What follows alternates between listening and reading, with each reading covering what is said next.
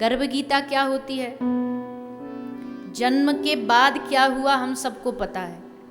हमारे थोड़ा बचपन नहीं याद तो परिवार को याद होगा, बचपन में हम कैसे थे, क्या करते थे।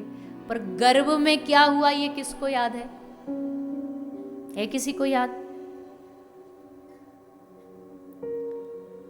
लेकिन क्या हुआ, क्या होता है सबके साथ, ये एग्जैक्टली श्री कपिल भगवान अपनी माता को बता रहे हैं। कललम तो एक रात्रेन पंच रात्रेन बुद्बुदम। सबसे पहले ये जीव माँ के गर्भ में आता कैसे है? ये इसके अपने पूर्व के प्रारब्ध होते हैं, पूर्व के कर्म होते हैं। कोई शिकायत नहीं कर सकता कि भाई हमको मनचाहा परिवार नहीं मिला, हम जैसे घर में जन्म लेना चाहते थे वैसा घर नहीं मिला। ये सब जो भी मिला है, घर, परिवार, माता पिता, परिवार, ये सब पुराने कृत्यों के बाद फल के रूप में मिला। कर्मों अनुसार जीव वर्षा के जल के साथ आता है, अन्न में जाता है, अन्न को जब पिता ग्रहण करता है वीर्य बनता है, माता के गर्भ में जीव जाता है। कललम तो एक पंच, 5 दिन में बुदबुदे जैसा होता है, 1 महीने में बेर, 20 दिन में बेर जैसा होता है, फिर अंडे जैसी आकृति ग्रहण करता है। 1 महीने में सर निकलता है, दूसरे महीने में लिंग भेद होता है कि पुरुष है कि कन्या है। चौथे महीने में 7 धातुएं आती हैं, हड्डी, मांस, ये जितनी भी हमारी शरीर की धातु हैं ये शरीर पर आती हैं। फिर ये 7 धातु अगले महीने में सख्त होती हैं। 5वें महीने में धीरे धीरे अनुभव होने लगता बच्चों, कीड़ा काटते हैं चारों ओर से, जठराग्नि जलाती है, चीखता है, चिल्लाता है। बंद कोठरी में 9 महीने तक ना हिल सकता है, ना किसी से बात कर सकता है, गर्भ में पड़ा पड़ा रोता है, बिलखता है। माता भोजन में कोई तीखा खा लेगी तो शरीर जलेगा। कोई उस समय उसका ध्यान देने वाला नहीं होता, कोई उसका दुख सुनने वाला नहीं होता। पूरा परिवार बाहर खुशियां मना रहा है, बच्चा पैदा हो रहा, बालक पैदा होगा, लेकिन उस बालक पर भीतर क्या बीतती है ये सिर्फ वो बच्चा जानता है, ये जीव जानता है। और इस घटना से, इस एक्सपीरियंस से हम सब गुजरे हैं, याद नहीं है वो अलग बात है।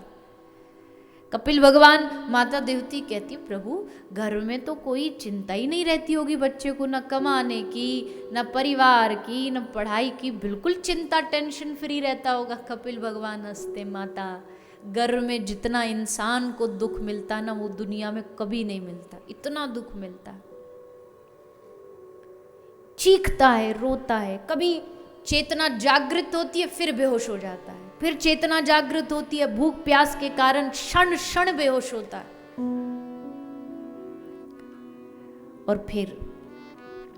और देखो दंड क्या होता है, इसी समय जिस चीज से उसको कष्ट होता मां को वही खाने की तीव्र इच्छा होती, कुछ तीखा खाऊं, कुछ नमकीन खाऊं। क्यों? क्योंकि भगवान दंड दे रहे हैं, भुगत। ये सब भोग कर्म चलता है, यही भोग है। पूर्व के पाप याद आते हैं तब तड़पता है, हे प्रभु मैंने कितने पाप किए पिछले जन्म, अब क्या होगा, अब कैसे बचूंगा इस संसार में। और तब रो के कहता है, हे प्रभु मुझे बाहर निकालो, कोई दुनिया में भगवान होता हो तो मुझे एक मौका दे दो, मुझे भेज दो एक बार संसार में। तो घर में भगवान पूछते हैं उस बच्चे से, क्या करेगा दुनिया में जाके? तो कहता आपका भजन करूंगा, आपको याद करूंगा। भगवान कहते वादा करेगा मुझे याद? हाँ प्रभु वादा। तब जब जीव वादा कर देता है ना भगवान से, तब भगवान जन्म देते हैं। या जितने बैठे हैं हम सब, दुनिया में जितने हैं सब वादा करके आए हैं, तब गर्भ से बाहर निकले, बिना वादे बाहर नहीं आ सकते।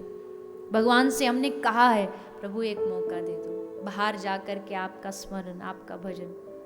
भगवान कृपा निधान दया करके भेज दिया, जा दिया एक मौका, आ गया, जन्म हुआ। जैसे जन्म हुआ, कबीरा जब हम पैदा हुए जग हंसा हम रोए। बच्चा रो रहा है चीख चीख के और घर में ढोल बज रहे हैं, बेटा आ गया, बच्चा आ गया, पुत्र आ गया, पुत्र आ गया। वो जीव इसलिए रो रहा है कि फिर आ गया इसी कुएं में तू,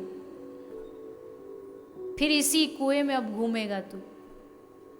जन्म होते ही थोड़ी देर के लिए बच्चे की सांस रुकती है तो पिछली पूरी स्मृति भूल जाता है, याद नहीं रहती। गर्भ में क्या हुआ भूल गया, पिछला जन्म कौन था भूल गया, माँ बाप कौन थे भूल गया, भाई कौन था भूल गया। अब नया परिवार, नया शरीर, नई यूनिफॉर्म, नए लोग, नए रिश्ते, नई जगह, नया एड्रेस, नया पता, सब बदल गया। खेला कूदा, बचपन बीता खेलने में,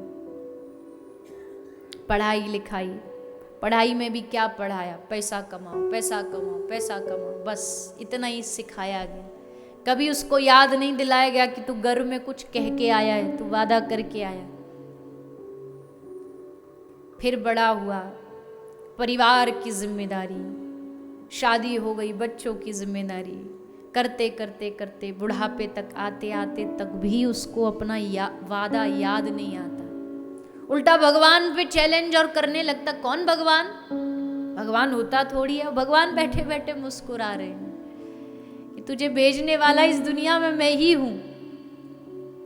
और ऐसे करते करते मौत आ जाती, अंतकाल आ जाता है, पर फिर भी जीव को चेतना नहीं होती कि मैं क्या करने आया था दुनिया में। आए थे हरि भजन को और ओटन लगे कपास। निकले थे कि भगवान को पालेंगे, यहाँ आकर के भगवान की एक याद नहीं। कपिल भगवान कहते माता उस वादे को याद कर लो सब, नहीं तो पछताना पड़ेगा। जीव पछताता रहेगा, इस 84 के चक्कर में भागता रहेगा, तड़पता रहेगा और इससे कभी निकल नहीं पाएगा। उस वादे का स्मरण बस इतना ही है कि जहां हो, जैसे हो, बस उसको याद रखो, उसको भजते रहो, उसका नाम लेते रहो कि प्रभु तू ही निकालेगा यहाँ से बाहर। हमारे बस की बात नहीं है। इंसान के बस में होता कब से ये माया से पार उतर जाता। कहाँ हमारे बस की बात है, तू कृपा करेगा। तो कपिल भगवान माता को कहते हैं प्रार्थना करो भगवान से। असली दिक्कत तो ये है ना, अच्छा सोचो, अगर किसी ने जेल को ही अपना घर समझ लिया हो कि भाई यही हमारा अब तो परमानेंट घर है, तो उससे कभी मुक्त हो पाएगा? मुक्त होने के लिए पहले सोचना तो पड़ेगा कि ये जेल है, यहाँ